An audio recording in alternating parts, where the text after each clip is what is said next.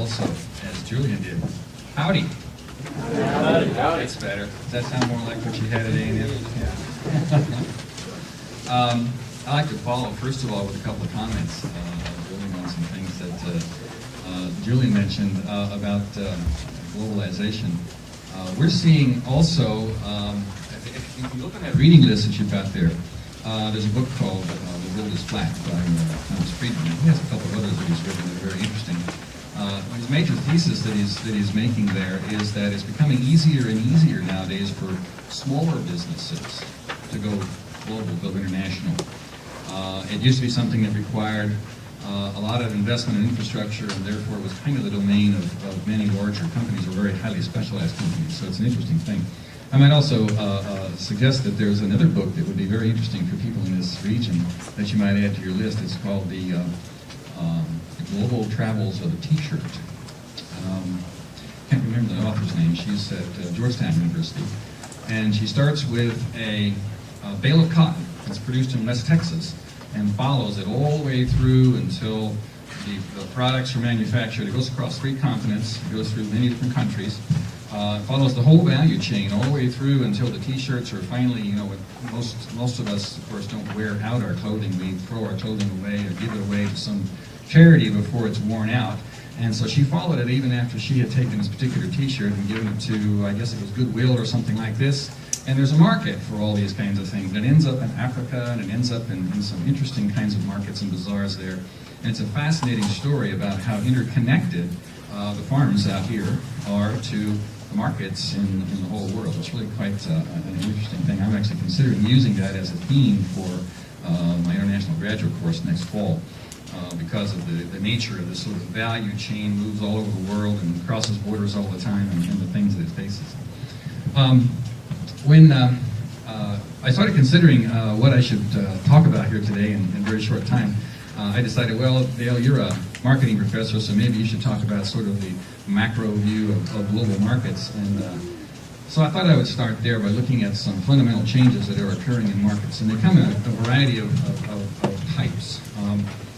We'll talk mostly today about some demographic changes that have huge impact on markets that are available for all kinds of businesses, small and large. But first of all, I want you to consider a couple of interesting, I guess you might call them factoids, that come along with life in the last part of in the last 50 or 60 years. Shortly after World War II, the United States economy represented about half of the world's GDP.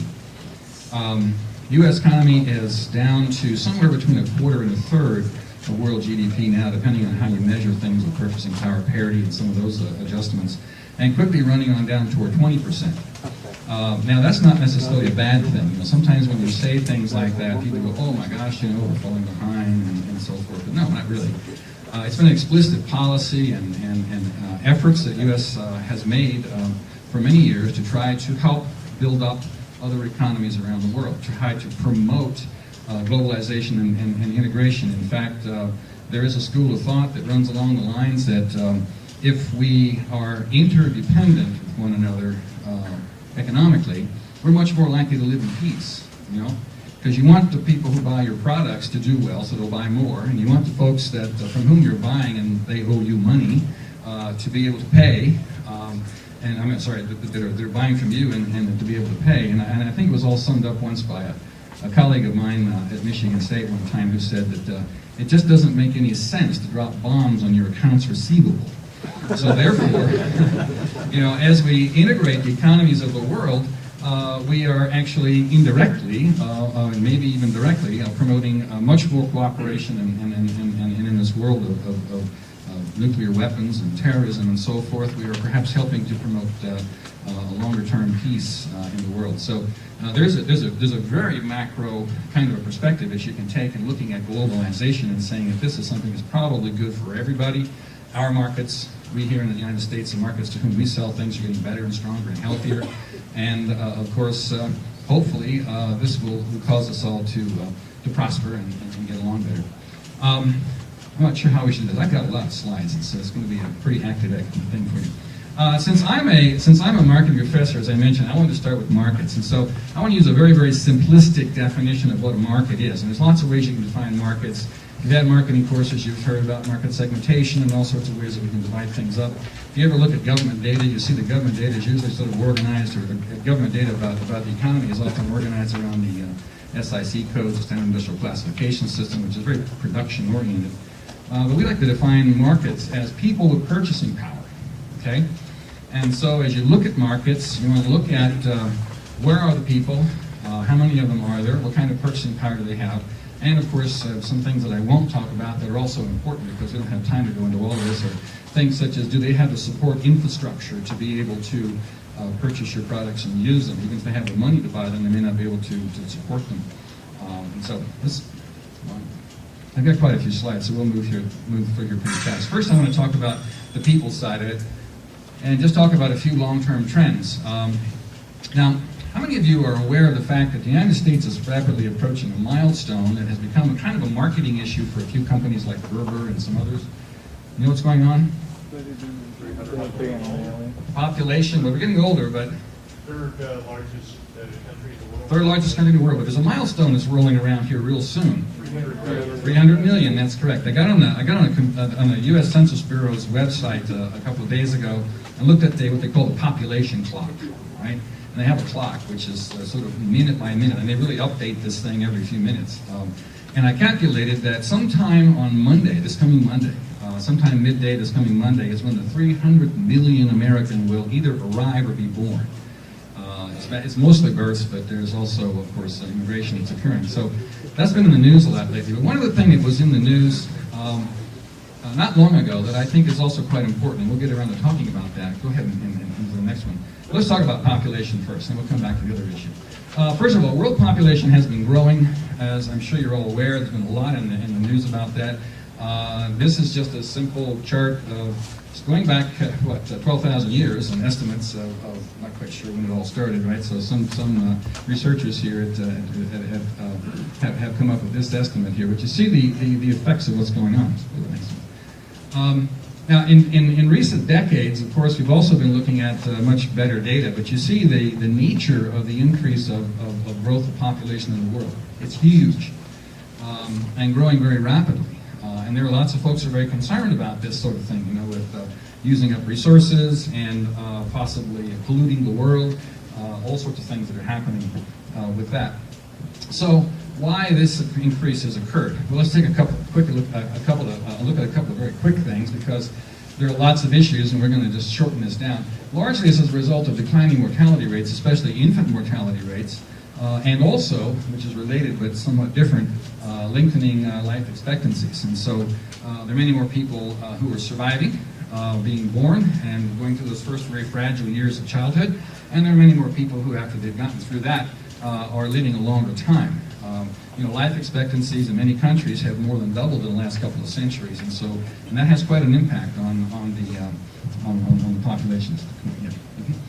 Infant mortality rates is just an example, for instance, of some data from 81 to 97, looking at world infant mortality rates have been coming down really dramatically. And life expectancies, these are a variety of different forecasts that have been done, which are updated as you see some of these lines start at different points in time.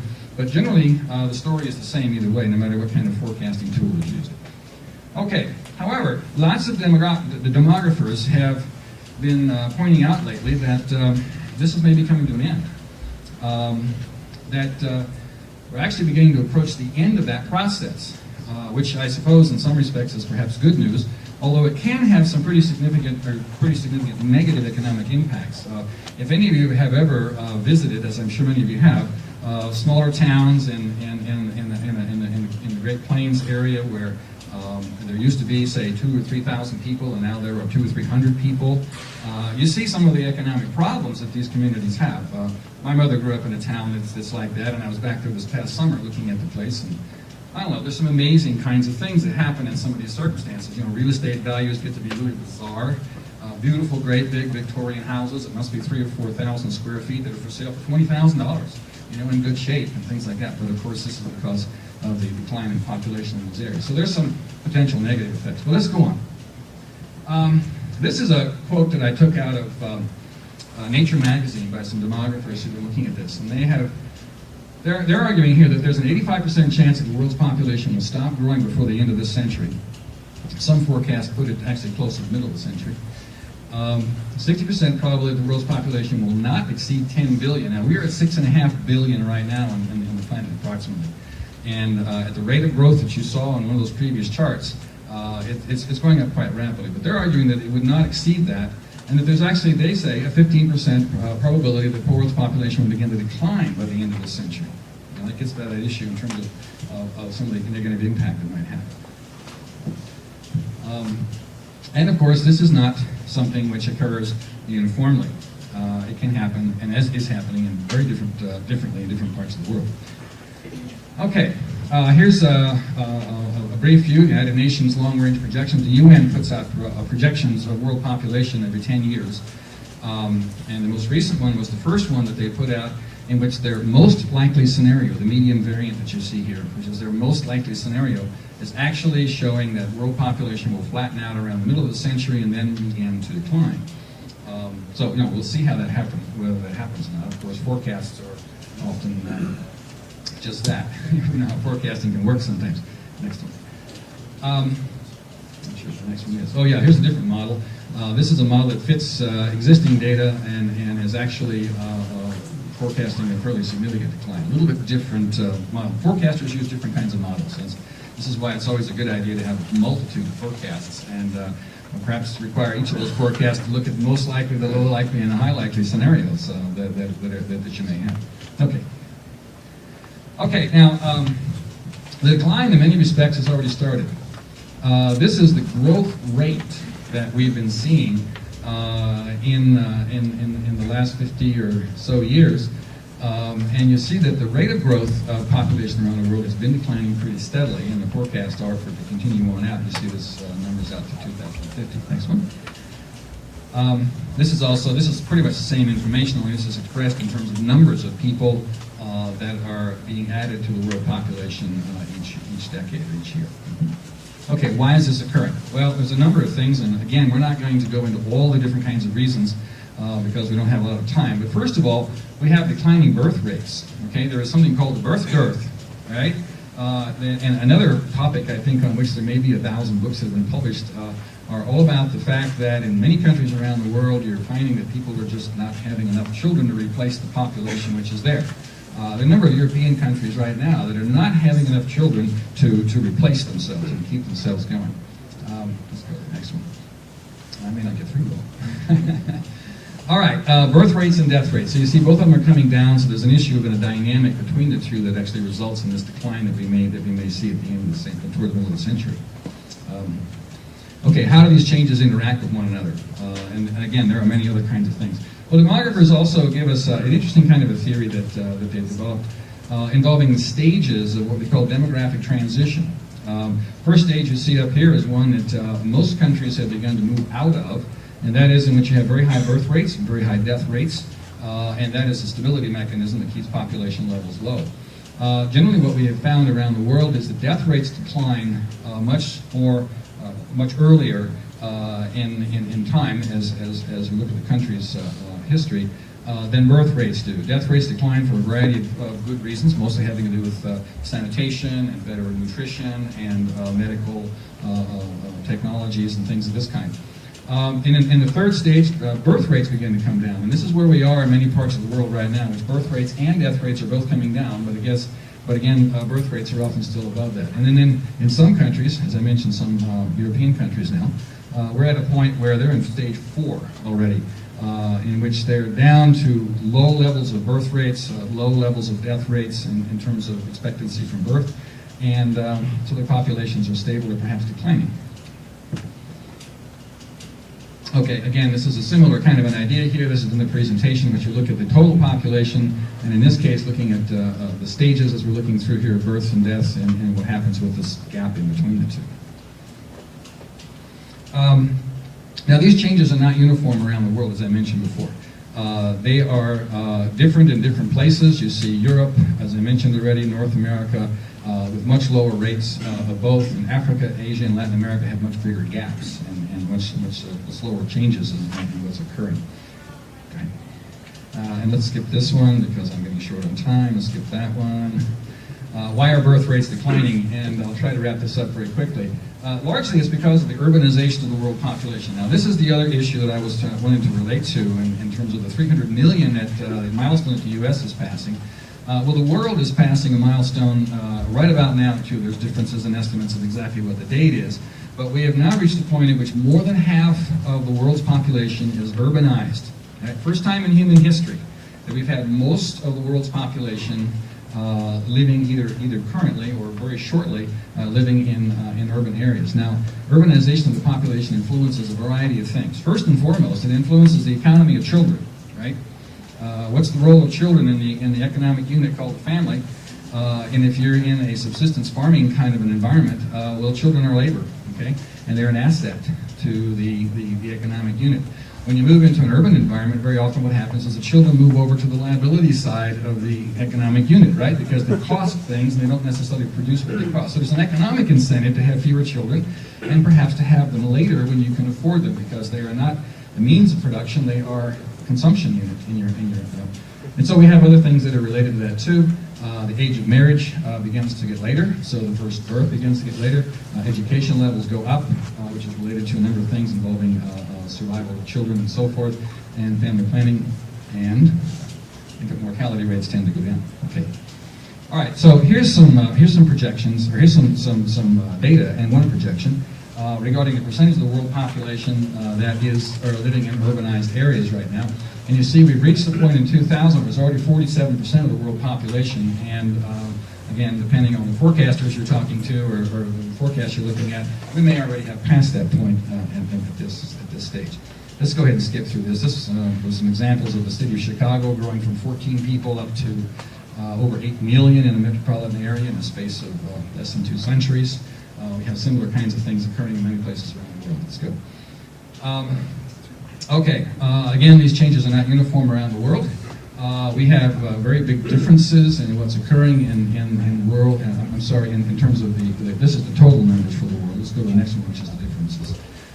In less developed countries, we have, in terms of raw numbers of people, even though there is this shift into a larger percentage of the population in in urban areas, which tend to be people who have fewer children, we also have still a significant portion of the world's population in underdeveloped countries that are living in rural areas and still have these higher rates.